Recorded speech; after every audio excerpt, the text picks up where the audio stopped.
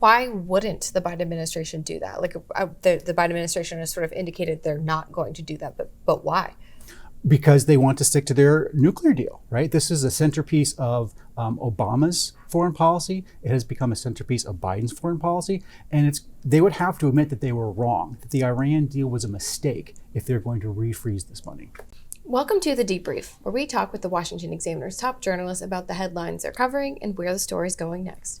I'm Sarah Bedford, and I'm here with commentary editor Conn Carroll. Conn, there's been a lot of criticism of the Biden administration's decision to unfreeze $6 billion of Iranian assets the month before this Hamas attack on Israel. Walk us through how we got here with that money and why it's now so controversial. Sure. So this was money that actually was in South Korea Bank for a while, because this was money that South Korea paid for oil sales from Iran, and the United States decided to crack down, sanction Iran, and so they asked South Korea to hold this money. So then President Biden comes along and he wants to entice Iran back to the table for this nuclear deal.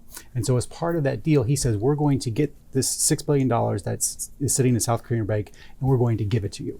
So he unfreezes it on 9/11, no less. And it is now sitting in a bank in Qatar. Now, it is not completely under the control of Qatar. The Biden administration still is monitoring the money, and they say that they have the power to stop it when they want, according to the agreement with this Qatari bank. So now that Hamas has attacked Israel, and even the Biden State Department has long admitted that Iran is a funder of Hamas, there's been a number of calls, bipartisan calls, Tester, Manchin, you have senators on both parties, and I'll call on the Biden administration to refreeze this money, to take the money that is sitting in this Qatari bank and say, look, Iran, you're not getting it.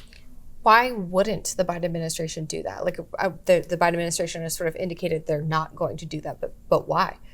Because they want to stick to their nuclear deal, right? This is a centerpiece of Obama's foreign policy. It has become a centerpiece of Biden's foreign policy. And they would have to admit that they were wrong, that the Iran deal was a mistake if they're going to refreeze this money. The Biden administration seems to be deliberately avoiding pointing to Iran as, a contributor to this specific attack. They've said they see no evidence. At the same time, they're saying that they really don't have any idea about how this intelligence failure happened. They're saying pretty conclusively Iran was not involved. It seems to be sort of incongruous. So why do you think it is that they seem so reluctant to acknowledge that Iran probably played a big role in this? Sure. So as someone who carefully looks at people's words, they have changed it a little bit. So at first they were saying there's no evidence. Now they're saying there's no proof, right? So there's a little bit of a hedge there. But it's very simple. The centerpiece of Biden's Middle East foreign policy is to bring Iran as a responsible partner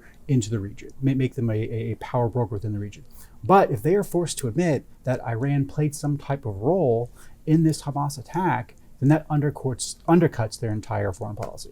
And finally, there's been a lot of criticism of the way that universities and student groups at prestigious universities have responded to this attack. Why do you think it is that we've seen so many, sometimes just really offensive views coming from academia? Well, I think a lot of us conservatives aren't surprised by all these statements. But when you look at someone like Larry Summers, who was the president of Harvard for a number of years, and when he said he was shocked by the statements coming out of these student groups, you just have to say, what did you think was happening? What do you think was going on?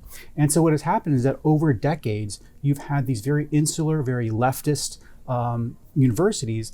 I mean, they get to pick their own professors, right? So they sit and they decide, all of these leftist professors, who gets the jobs, who gets tenure. And so they always pick the most leftist, the most ideological, conforming person for the new jobs. And so it just gets further and further left.